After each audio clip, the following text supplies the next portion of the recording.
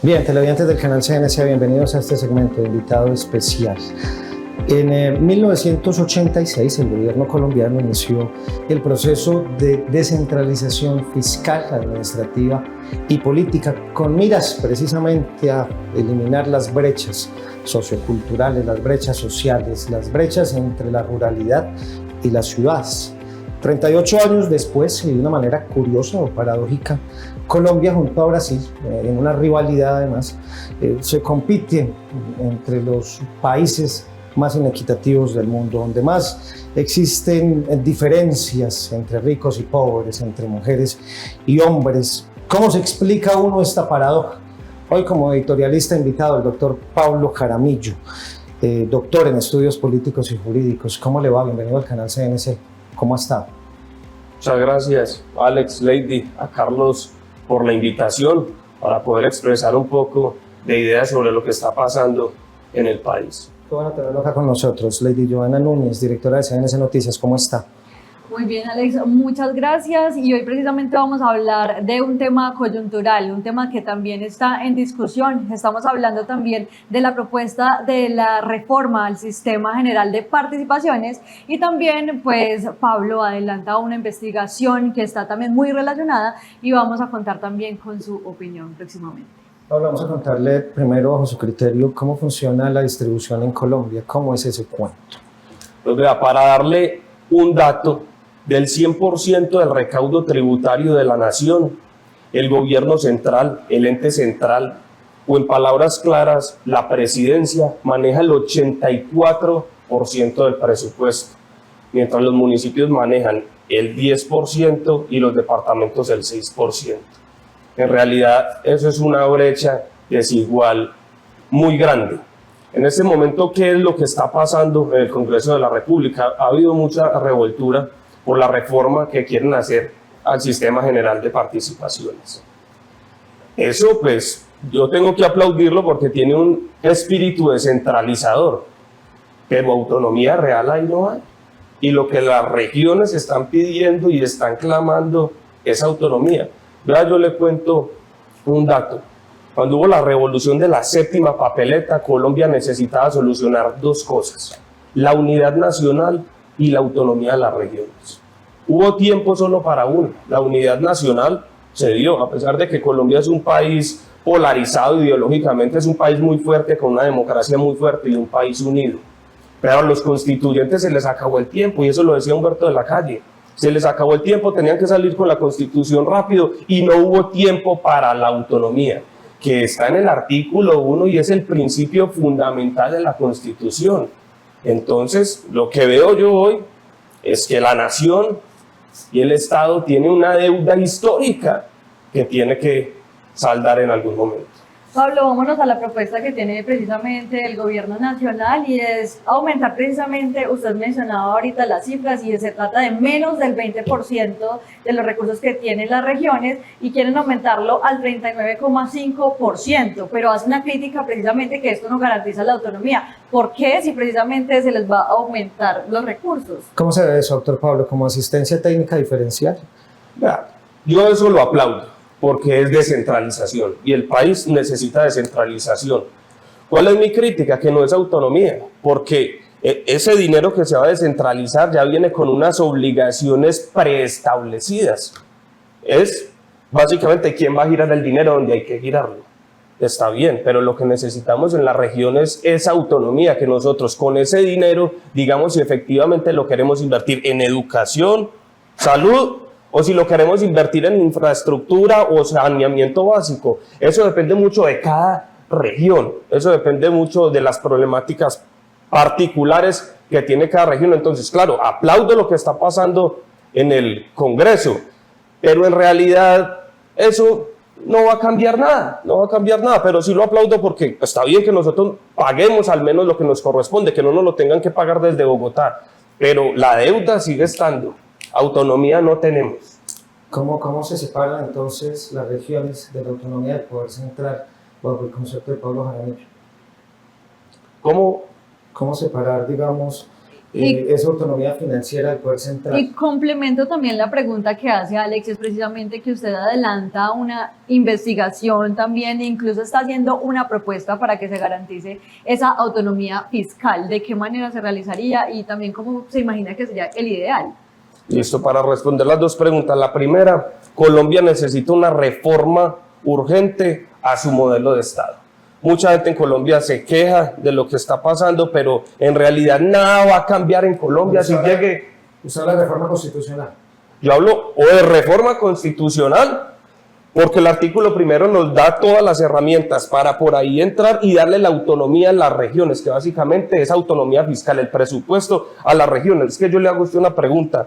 Los impuestos que nosotros pagamos, por ejemplo, de renta y patrimonio, ¿usted qué quisiera? ¿Que se queden acá en la región o que vayan a Bogotá para ser distribuidos en pequeñas porciones? En mi caso, yo prefiero que se queden acá y no que vayan a Bogotá y nos pasen un solo poquito. Y eso, si no somos amigos o afines al presidente de turno, peor.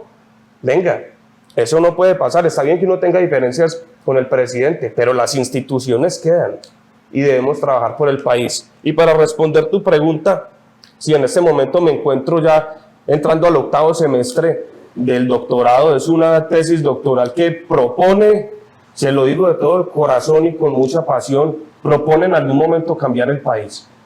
Ahí van a estar todos los lineamientos. Tiene 3 objetivos. El primero, hacer una revisión histórica desde que somos Colombia en todos los periodos de intermitencia, de centralismo a federalismo, centralismo a federalismo, y entendiendo por qué variaban de una a otra. Y ahí me di cuenta de algo muy interesante, que cada vez que Colombia tuvo la oportunidad de ser federal, fueron los momentos de mayor auge económico para la nación. Segundo, proponer un desarrollo teórico del concepto del neofederalismo, que lo entiendo como un nuevo federalismo, pero con las condiciones particulares de Colombia. Y tercero, que es en el que estoy trabajando en este momento, un análisis situacional de lo que está pasando en el país y todas las herramientas que quedarían para que entre todos los colombianos y varias fuerzas tengamos un debate sesudo sobre el futuro del país, porque yo tengo un modelo en la cabeza, pero eso sería también muy egoísta, decir, yo tengo este modelo, no, yo pienso eso, pero hay que reunirnos con diferentes sectores. Ahí van a quedar todas las herramientas para que los colombianos nos sentemos y tengamos un debate sesudo y real sobre el futuro del país. ¿Provincias o federalismo? ¿Cuál de las dos? Federalismo. ¿Por qué? Federalismo, porque el federalismo es la construcción de la nación desde las bases hacia arriba, mientras el centralismo, que es lo opuesto, es la construcción de la nación desde la élite hacia las bases. Yo entiendo una nación desde las bases hacia arriba, entiendo una nación desde que se concibe desde las periferias hacia el centro y no desde el centro hacia las periferias. Concibo una nación donde cada región pueda elegir su propio destino, que básicamente es en qué deseo invertir el dinero que produzco. Entonces sí, federalismo, no tengo miedo de decirlo. Con relación a lo que Pablo mencionaba ahora del Estado, mi pregunta es, ¿Pablo considera que se debe modificar, cambiar la Constitución? Y en ese sentido también pregunto, ¿se ha aplicado realmente la Constitución del 91 hasta el momento? Muy buena pregunta. La Constitución del 91 no se está aplicando. En parte sí, pero el artículo primero, que es el más importante, donde habla de autonomía, la autonomía es una utopía. Uno va y mira las regiones, los municipios, las entidades territoriales como están de desfinanciadas, y uno dice, la Constitución no se está cumpliendo. Sí creo que se necesita una reforma a la Constitución, pero sobre todo una reforma en la autonomía fiscal. No es posible que los departamentos hoy manejen el 6% del recaudo tributario del país y los municipios el 10%, y el presidente, sea el que sea, del partido que sea, el 86%. Eso es muy medieval, eso es como de hace 500 años. No es posible que una sola persona con todos los sesgos maneje toda la chequera de un país. Eso no es justo. Además, un presidente no conoce las necesidades particulares de cada región como las personas que habitan en esa región. Entonces pienso que hay que darle autonomía a las regiones, y eso es darle voz a las regiones. Y hay un referendo que se está impulsando también desde las regiones. ¿De qué se trata y también cuál es su opinión al respecto?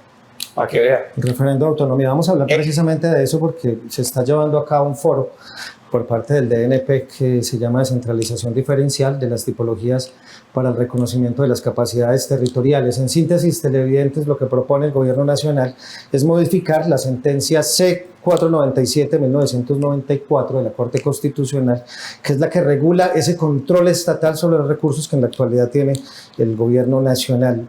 Hay una diferencia, doctor Pablo, entre el CGP que propone el gobierno Petro y esta descentralización de la sentencia C-494 y este referendo de la autonomía que proponen algunas regiones. ¿Cuál es como esa gran diferencia? ¿Cómo la explicamos al país? Qué buena pregunta, porque este referendo, eso sí es autonomía. ¿De qué está hablando el referendo en este momento? Que el impuesto de renta y patrimonio que todos nosotros pagamos, el que pagamos anual en la DIAN de renta, se quede en las regiones y no vaya al gobierno central para ser distribuido.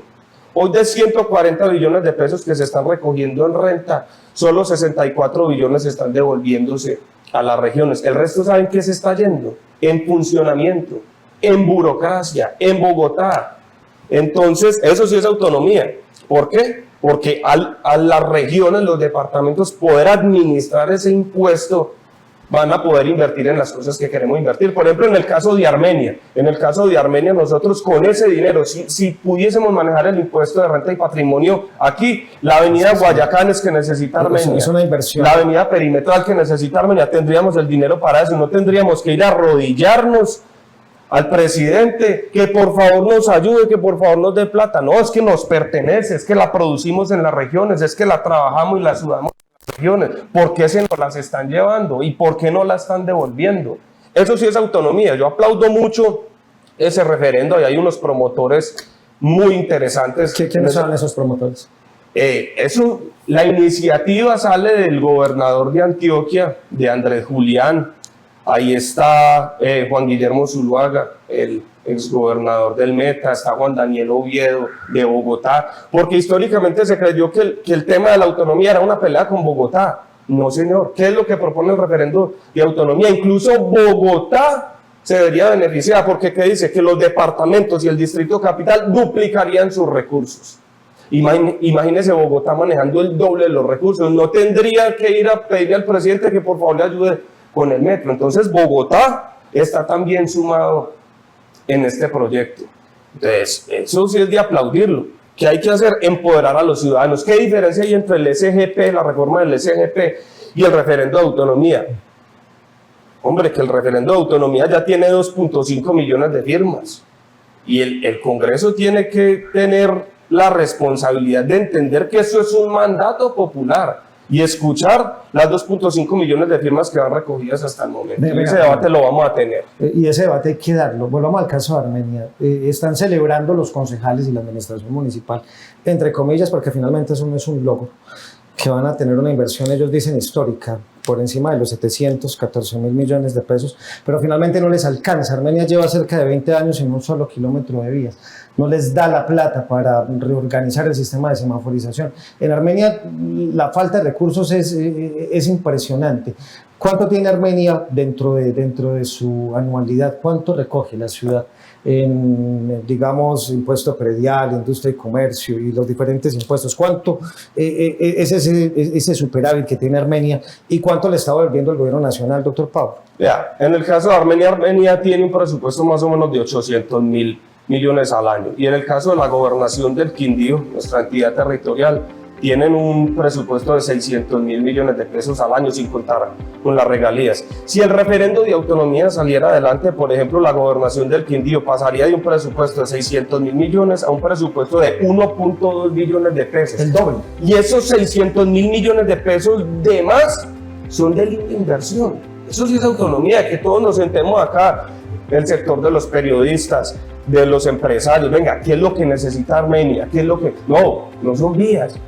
Es un banco de empleo, por poner un ejemplo, pero que podamos decidir qué, pero no que desde Bogotá, desde un escritorio, nos estén diciendo en qué decidir. A eso súmele la gobernación, por ejemplo, la única autonomía que tiene son las regalías, pero usted formula un proyecto y si el DNP en Bogotá no le da el visto bueno, usted ni siquiera puede adjudicar el proyecto. Entonces, incluso los poquitos recursos que tenemos no los están condicionando, limitando, restringiendo.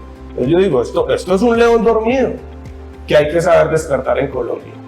Y por último, si la reforma al Sistema General de Participaciones pasa precisamente que de alguna forma pues, se brindara el 39,5% de los recursos a las regiones, ¿usted qué cree que pasaría? ¿Cómo sería ese panorama?